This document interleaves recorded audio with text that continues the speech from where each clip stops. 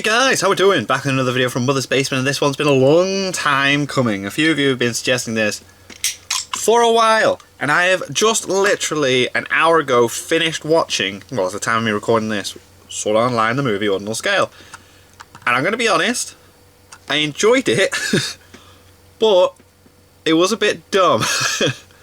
I feel like it's really good for like people who really liked the first part of Sword Art Online, which personally I feel like is like, you know, the best. Not to poo on the rest of it. And this was like, but a lot of it didn't make sense. I love that's what the title of this is. Usually I'm like, oh no, Jeff, don't poo all over this. But credit where credit's due. I really enjoyed the movie. I thought it was fun. And let's see what Mother's Basement has to say on this. SAO, the movie, Ordinal Scale, makes no sense. After missing my chance to see it at Anime Expo, I have waited a whole goddamn year to catch Your Name in a Canadian theater. Right. But while the best-selling anime film of all time takes a goddamn eternity to finally How long did you have to wait for SAO? We get Sword Art Online Ordinal Scale a month after its Japanese release. Needless to say, I'm not happy. No, you don't look it. My wallet's happy, but I'm not. After finding 3 whole long videos worth of stuff to hate about Sword Art Online, it should come as no surprise to you that I hated this movie too. But there was actually reason to be hopeful for it. After all, Tomohiko Ito still serves as the director, and given good material, the animation's really good in it. The fight scenes are amazing. And this is an anime original story. I mean, so was the one where Kirito took a meeting while all of the girls sat by the pool in bikinis. I never watched I digress. As an anime original story, it has no obligation to follow the awful, awful writing of... Oh, wait, Reki Kawahara wrote the screenplay. He was a director and a writer, so that doesn't help at all. I guess that explains why the script makes no fucking sense. Well, okay, to be fair, Ordinal Scale isn't as bad as it could be. No, it could have been a hell of a lot worse than it was. It's irredeemably awful as the rest of SAO. Taken in a vacuum, it's not an abject failure of a film. What a glowing recommendation. I mean, yes, the writing is awful, but not offensively awful. It has some very nice animation cuts. The animation's class. The music is great. The music's brilliant, yeah. And Loved at least 60% of it is competently made. It won't be taking home any awards, but hey, at least nobody gets raped in this one. That's true. That's satisfying. Hey, nobody gets... God. Oh, spoiler alert for the surprising lack of rape, I guess. And also for the whole movie, so if you're just here to hear my opinion about it before seeing it yourself, don't watch this video instead. The movie fucking sucks. To that end, in brief, the plot goes as follows. Here we go. There's a new piece of high-tech gear on the market called Augma that's taken Japan by storm. AR, Augma augmented uses reality. perception-altering tech similar to nerve gear, but instead of knocking you out and don't do a putting deep dive. virtual world in your dreams, it overlays virtual objects up to and including entire virtual worlds. And it's mad because it's like, but it does boss fights. You got people in the middle of the streets doing stuff like, why is there no traffic or anything? It's weird. Pretty darn cool and useful. It's as portable as a cell phone, but the idea is cool. But I was just like, versatile and user friendly. So of course everyone is using them. And part of this hype is a new AR game, Ordinal Scale, which has everyone in Tokyo running around and LARPing essentially as they work together. It's not affecting any public transport or anything. I don't know if they do anything else in the game, because none of the minute-to-minute gameplay loop is actually shown, and it doesn't seem like they really designed anything except for some of the boss encounters. But this isn't a video about bad game design in the Sword Art Online series. I've done enough of that. Yeah, you have. For now, I may come back to that. Now, everyone who survived the Sword Art Online incident has been given one of these things for free. That's not suspicious at all. And reactions to it are mixed. Well, actually, basically, everyone likes the Augma and Ordinal Scale except for Kirito, because he's bad at it. Which is at least a slightly better reason than the generic protagonist doesn't trust new technology because he thinks it might be evil trope, but it turns out that the Augma and Ordinal Scale are being used to evil ends anyway. anyway, of course because they are. apparently the only MMO in this universe that's not part of some secret conspiracy is the one that's probably a money laundering scheme. It turns out that through secret events that see Ordinal scale players fighting bosses taken straight from SAO, the Ogma is stealing people's memories of Sword Art Online for some nefarious purpose. And it's all somehow tied to Yuna, the AI idol who serves as the game's image character, as well as this ghost girl. I like how she keeps moving as if like a normal big mystery, thingy but who character is would. obviously also Yuna, just wearing a fucking hoodie. Cloak, yeah. It also has something to do with Eiji, the best player in Ordinal scale, who used to be the worst player in Sword Art Online, and who goes around metropolitan Tokyo physically assaulting random strangers. Subtlety is clearly not in his villain playbook. At all. Long story short, Asuna gets her memory stolen, and so do Klein and a bunch of other people, but they don't matter because they're not Asuna or Kirito. Actually, Kirito specifically only goes after Asuna's memory. He doesn't give a fuck about any of his other friends who had their memories stolen. He talks to the guy who created the Ogma, Professor Shigemura, who is obviously the mastermind behind the whole thing. The bad guy. Aside from Kirito, males in the SAO universe can only ever be bad villains guys, or jobbers. And the government won't help either because plot contrivance, so Kirito has to find another way to get Asuna's memory back. And to do that, he needs to reach the top of the leaderboards? And at no point does anyone think to call the police on the guy who's going around breaking people's arms? Like he pushes down a little girl in the middle of a crowded public square, and nobody around them even tries to stop him. I'm not even into the details yet, and already this movie makes no goddamn sense.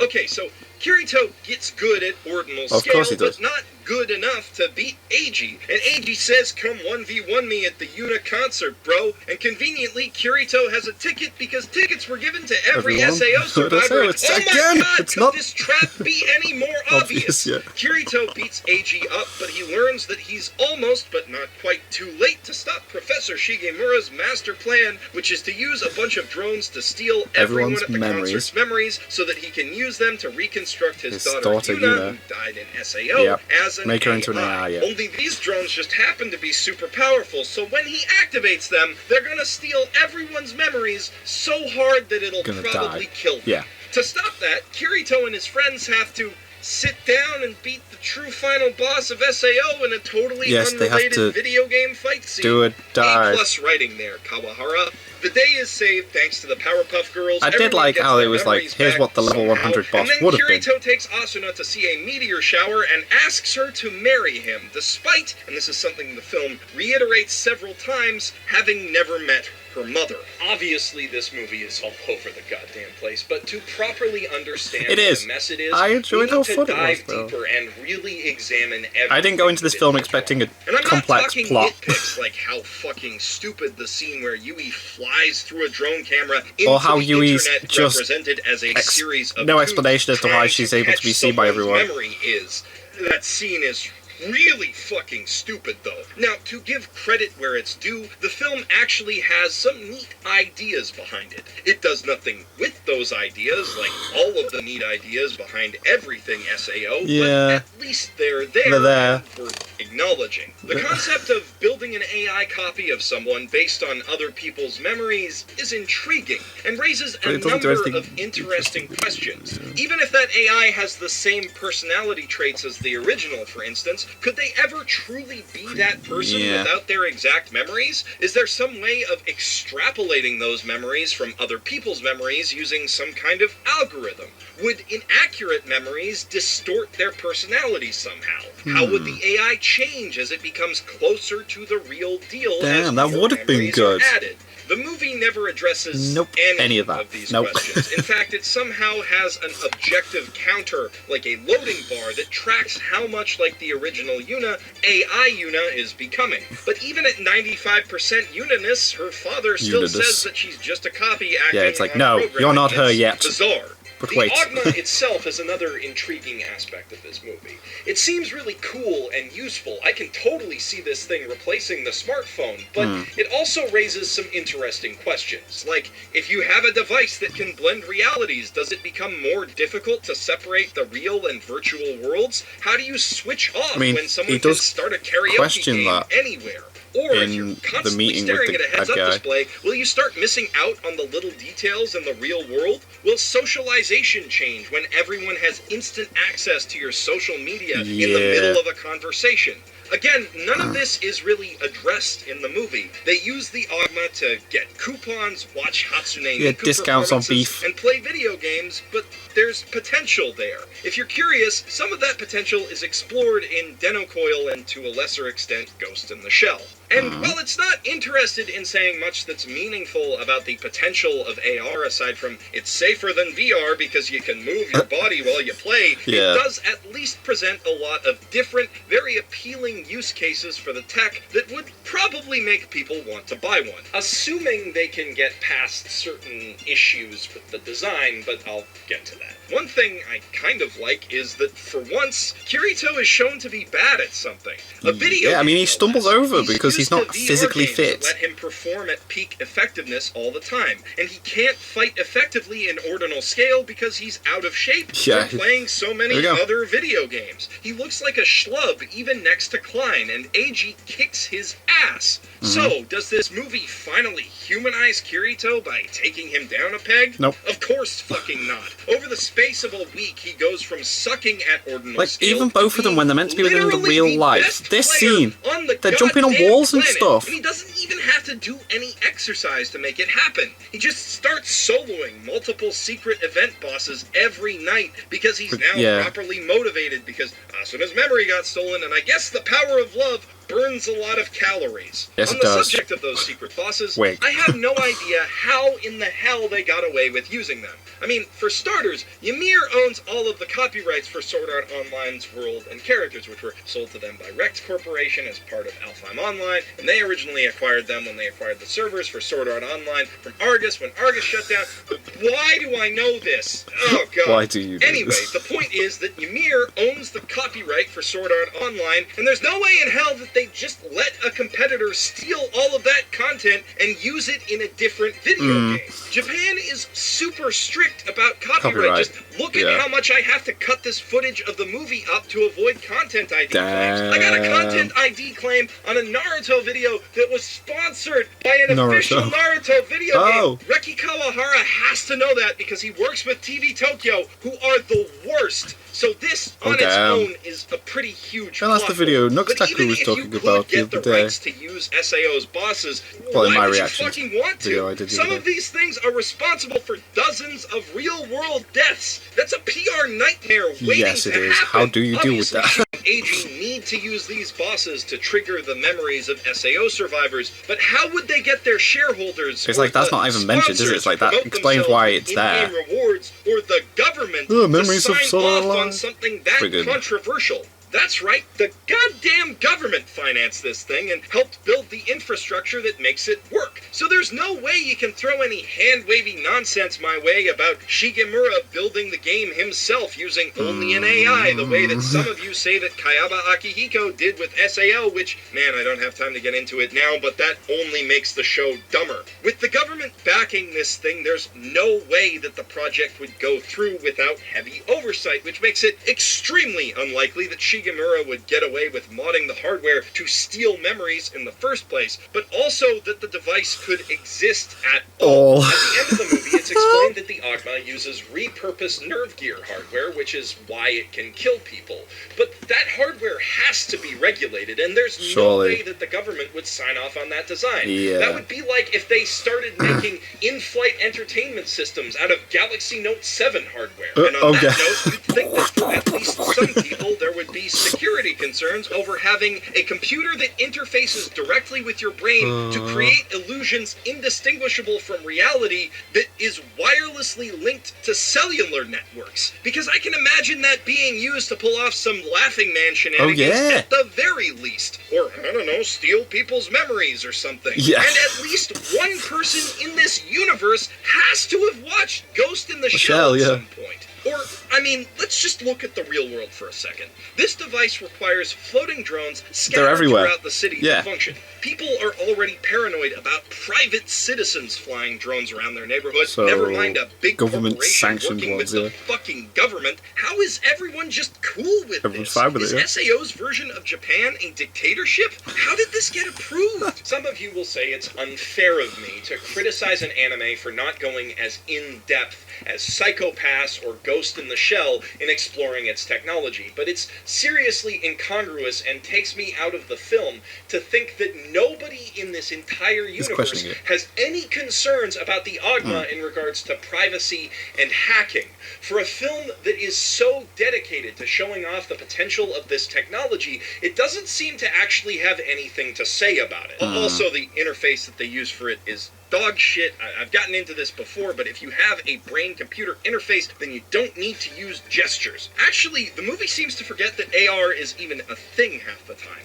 Obviously, a big part of any SAO movie is going to be the action scenes. I thought they were good. The big hook of Ordinal scale is that they take place in the real world. Right, yeah. This is the thing that concerned me. It's cool as hell to see virtual worlds mapped onto real spaces. But they're actually in the real world, and they're not affecting anything, traffic or anything. Aside from occasional nods to reality, the movie ignores this premise entirely. Yeah. In the very first fight, Kirito can clearly move at the same ludicrous speed that he was capable of in SAO, although he does trip, and AG jumps off a 3-story tall walkway in the real world to deflect an imaginary rocket. No two ways about it, this would have broken his goddamn wrist. Yes. And speaking of breaking wrists, we see AG flipping people over his head with one hand and slamming them into walls with like machine strength, and nobody seems bothered by this. The closest anyone comes is Silica saying that he moves like a gymnast, when no, he moves like a superhero. He moves like a goddamn anime character, and this is supposed to be the real world. They try to hand wave it by giving AG this glowing robot thing on the back of his neck that supposedly enhances his strength and agility, but it's never explained how that would actually function, and it's totally out of step with how everything else in the SAO universe works. There's zero basis for this device existing. In Excel World, which is set 25 years after SAO, using neural linkers to speed up human perception of time by just a little is bleeding edge technology, and it only works for people who've used neural linkers from birth. Now, Excel World is a whole other level of stupid bullshit, but at least be consistent with your stupid bullshit. It doesn't explain anything. It's just, if you can, it just wears it on his neck, takes it off, he can't do it anymore. Ludicrous device that contradicts the show's own internal logic, that doesn't explain how Kirito can leap off a balcony in the concert hall and be totally fine like one scene later without using it. And that's far from my only problem with the fight scenes. The movie is packed with action, most of it very well animated and full of visual spectacle, but very little of it means, well, anything. For the most part, every fight scene in the movie is just the characters playing a video game. Some of the bosses we see characters fighting in Ordinal scale are really cool. The animation is slick, like I said, and the action is decently exciting, but without a narrative reason to care about what's happening. It's all padding and fluff. I suppose, you may as well just have a street randomly start exploding in the middle of a dialogue scene for all of the difference it makes to the plot. No matter how nice the effects are, or how great the idol singing over the fight sounds, which is soundtrack's amazing, that I thought SAO would manage to avoid, but I guess they proved me wrong on that front. It doesn't matter. It's not necessary to the plot. The only purpose of these scenes is to keep the audience from getting bored, which is kind of necessary because my fucking god, is this movie boring. It essentially exists in one of two states. If characters aren't fighting, they are almost invariably sitting somewhere, eating or drinking, and talking. Digibro made that cafe counter joke in his SAO 2 teardown, but I think this may actually be the only way that Reki Kawahara knows of delivering exposition. For instance, everyone plays ALO just to sit around Kirito's virtual house, drinking tea and discussing what to do next. You people live in the same fucking city! Half the time, the dialogue is barely even animated, at least not beyond what you'd expect from an A1 Pictures TV broadcast that is stiff, generic, and unexpressive. In a TV show, I can understand cutting some corners on dialogue, but this is a feature film. Yeah. There is no excuse for the expository scenes to be this lazy and dull. And while they clearly got the lion's share of the budget, a lot of the fight scenes aren't all that technically impressive either. Take that stupid moment with AG jumping off the walkway to save Yuna from a rocket, even though she probably can't die because she's an why AI. would that be programmed into the game? As if the scene weren't hard enough to follow simply on the grounds that it makes no goddamn sense. The camera work and editing is awful. The problem is that there's no coherent line of action across the screen for anything. Kirito and Asuna are running left to right, then this tiger guy runs in front of them right to left, but when he goes to fire, suddenly he's facing right. The rocket moves away from the camera and slightly to the right. Here the action briefly becomes coherent. AG moves toward the camera and from right to left to deflect the rocket, which at least puts him Tell you what was off-putting for me as well, is every time Yuna was like fake singing and there's no dialogue back to the song. In the opposite direction from where it was heading in the last shot, but then suddenly the camera is directly behind AG as he lands. Because of all the quick cuts and the fact that the camera breaks the invisible 180-degree line like 4 different times in the sequence, it's very difficult to follow the action or figure out where any of the characters are relative to one another. And this is a consistent problem in just about every fight scene. So is the audio mixing, which is so bad. The weapon sound effects are about 40 times louder than everything else in the mix, to the point that every hit sounds like a fucking gunshot. And when it's not outright deafening, it's just distracting. Good Foley is supposed to go unnoticed, not... It's not always pretty either. Most of the animation is really solid, but some of the CGI is composited so poorly that it looks like an actual AR game, like Pokemon Go being projected into the real world through a smartphone. I think Tomohiko Ito is a talented director overall. Erased and Death Note make more than a strong case for that, but I'm getting the distinct impression that he can't direct action for shit. I have a whole video planned on that subject though, so stay tuned for that. In the meanwhile, let's get back to the shitty writing. Out of all the fight scenes in this movie, and there are a lot, only 2 of them involve any kind of substantial conflict with an actual villain. And out of those, only 1 has any meaning for either of the characters involved. One is AG's fist fight with Klein, which actually feels pretty well done. I thought it was cool. In reality, up to the point where he's he takes it off to try and actually fight him. In addition to his enhanced anime reflexes. The other is the parking lot brawl with Kirito, which only really means anything to AG as the villain, because it's his chance to prove that he's better than the best player in SAO once and for all. For Kirito, there are basically no stakes outside of the MacGuffin of Asuna's memory. Stupidly, this is the last point in the film where the protagonist directly confronts an antagonist, and it's not part of the climax. Instead, the climax involves every character sitting down and using the Ogma, which is actually just a nerve gear, to full dive into Aincrad and fight the final boss. And it's a big, impressive boss that seems to have some interesting, if cheap, mechanics, one of which seems to be impossible to counter without ranged weapons, so I'm not sure how that would have worked in SAO, but again, everyone was using swords, matter.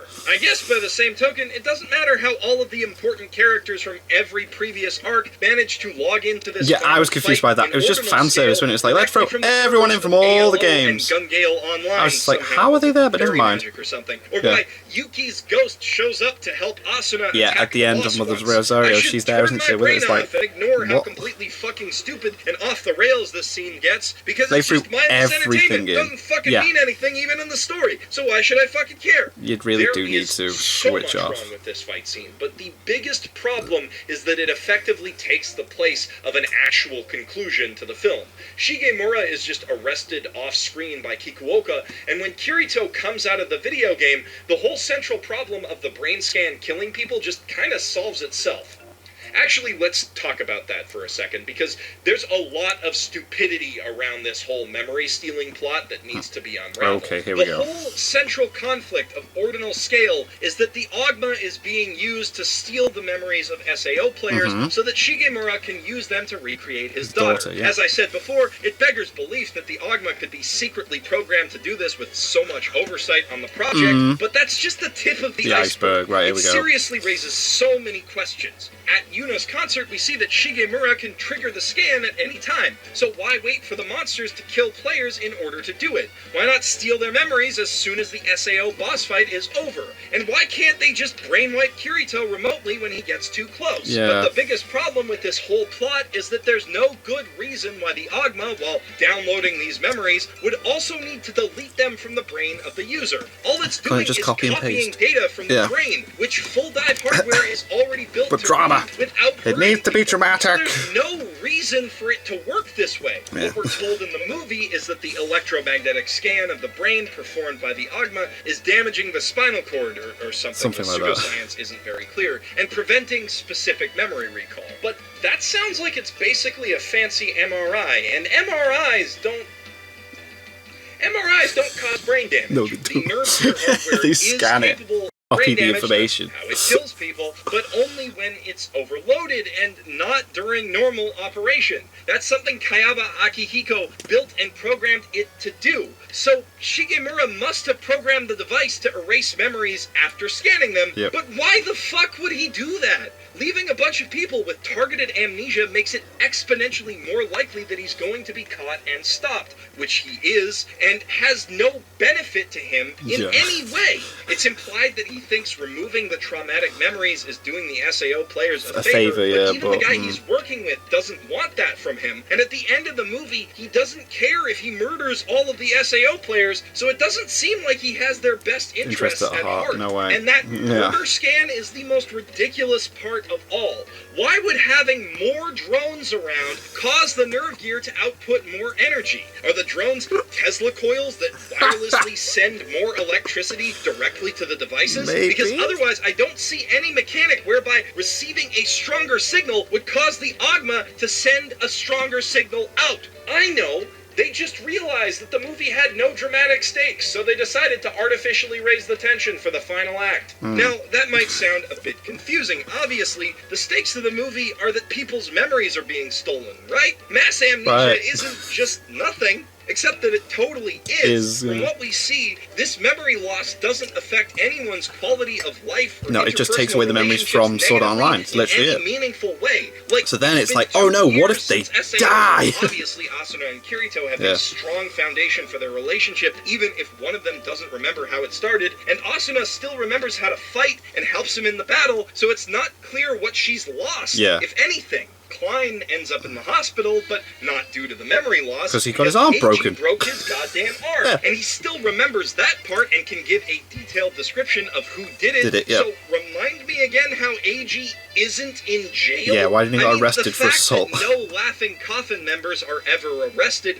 even though they're recorded in SAO's metadata as having committed murder, is a pretty big plot hole. But this is seriously ridiculous. It must seem weird that I keep harping on this point, but it literally matters more than anything else in the entire movie. Klein's arm is still going to be broken in a few months, but Kirito is still going to take Asuna on that meteor shower date. He's still going to ask her to marry her, and she's still going to say yes, even though she can't remember the promise. It doesn't matter at all that she forgot about it. And ironically, the ridiculous, inexplicable death factor shoehorned into the last act ends up being even less of a threat, because this is a filler arc, so nobody of even remote importance can die. Actually, nobody in the concert can die at all, because that would be newsworthy, and this problem has to go away quietly for the rest of the story to work. So even in a series that has utterly defanged the most remote threat of death, watch my video about Yui to see how it does that, this one is particularly toothless. The only character who can die is the AI who is already dead. Predictably, and with no emotional weight whatsoever, she does. Actually, the same goes for the memory stealing. Even if there were some risk of the memory loss affecting Asuna's quality of life, we know that it won't, because at the start of the Alicization realization arc, she already has her memories back, so they have to find some way of restoring the status quo. Right. Except they kind of wrote themselves into a corner on that. Because as the pseudoscientific explanation we get from the Doctor indicates, this amnesia of the events in SAO is caused by minor localized brain damage, and a bunch of magical glowing orbs from a wannabe glowing idol aren't just gonna fix that. But at the last minute, the movie decides that memories aren't data stored in the brain after all, but like a physical object that can be freely given and taken away. This movie, hell, this entire series, has a tendency to just forget its own rules whenever they're inconvenient. Can you see why I think the writing in SAO is so abysmal? Yeah, the only explanation that even place. kind of makes sense is that maybe Yuna is rewriting her stored memory data back into the brains of all the players that she took it from. But that also raises some huge questions. The biggest being, how? In the Fairy Dance arc, Oberon invested billions into figuring out how to manipulate memories with nerve gear, and the experiment was a failure. It bore no fruit. Yeah. How is an AI copy of some random little girl able to do what a big corporation and a professional programmer couldn't? And on the subject of that random little girl, it sure is convenient that she happens to be a good singer and cute enough to be a successful mascot for a video That is game. handy. Because if that weren't the case, Shigemura's whole plan would have failed right off the bat. There are a lot of contrivances surrounding Yuna. It's almost like they decided to write a cute girl into the movie before they even figured out how she fits in. But the most contrived thing about her is her death. Yuna dies, apparently having gained some semblance of true self-awareness, because Kirito beat the final boss of SAO, and for some reason, part of Yuna's code is tied to the script of that monster. So when the monster resets, Yuna will disappear. I guess that makes sense, except that it totally fucking doesn't! Firstly, they could just copy the code for the final boss that they need to another file and have Yuna run off that. Crisis averted. Secondly, why base her off of that data in the first place? Yeah. We already know that the maintenance AI Has to be some of weird SAO way like of her Yuna dying. are much smarter than the boss monsters, so yeah. It's almost like they got to the end, realized that nobody had died yet, and they need bent to get rid of over someone backwards to find some way to kill someone, anyone off. I mean, they had to be doing this to fill a quota, right? There's no way that they thought that killing Yuna would actually elicit an emotional response, because if they did, oh boy, did they fail miserably. Yeah, because it didn't trigger me. She barely has any dialogue to get us attached to her throughout the entire movie, and her death scene is just fucking nothing. The only emotional hook in this entire movie that works at all is one scene, which surprisingly involves Asuna and Kirito. And that scene only works in a vacuum if you ignore the context of the rest of their relationship in the series, where Kirito is constantly almost cheating on her with new, more marketable waifus, and she's constantly finding new ways to be even less relevant to the plot. I could pick this movie apart for days. Why does AG say in his own internal monologue that he's out for revenge when his primary motivation is clearly that he wants to bring his dead friend back? So it's not revenge at all, is it? Why does Kayaba Akihiko just show up out of fucking nowhere in the movie's climax? Why does nobody in the stadium take their fucking Ogmas off when they realize that the fire exits are locked? That's kind of a big red flag, don't you think, guys? This Kirito even says to them, take them off. Half an hour long at this point, and I've got some collab stuff to work on, so I think I'm going to call it a day at this point. I will be shitting on SAO in the future, though, so if you want to catch that, be sure to subscribe and turn on notifications for Mother's Basement. If you like this video, maybe spread the hate to some of your friends via Twitter or other social media type thing. It helps the channel, and they can have a laugh if they don't like SAO, and if they do, well, maybe they'll like it a little less by the end of this video. Damn. Thank you for doing, well, any of what I just asked of you, and thank you especially if you're one of the lovely people who chooses to support me on Patreon. You make it possible for me to turn things that are supposed to be simple movie reviews into huge, multi-day projects, and I love you for that. If you want to see more of me tearing down SAO, then I've got a whole playlist up here for you to They're good videos. Or if you'd like to see me talk about I like SAO, but I did enjoy reacting to those. On Erased. I think that they're some of my best. But if this is the last that you see of me today, then I'm Jeff Thu, professional shitbag, signing out from my mother's basement. Sweet.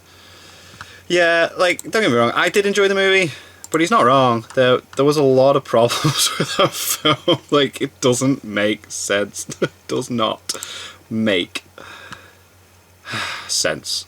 But, hey ho, I enjoyed the movie. But like, again, I was thinking about it. They have these AR moments where it's like, it's a boss fight and everything goes virtual reality and they're in the middle of the streets, roads and everything, and it's like, do the public not mind this happening that aren't playing the game? It assumes that everyone in everyone in this country is just playing this game.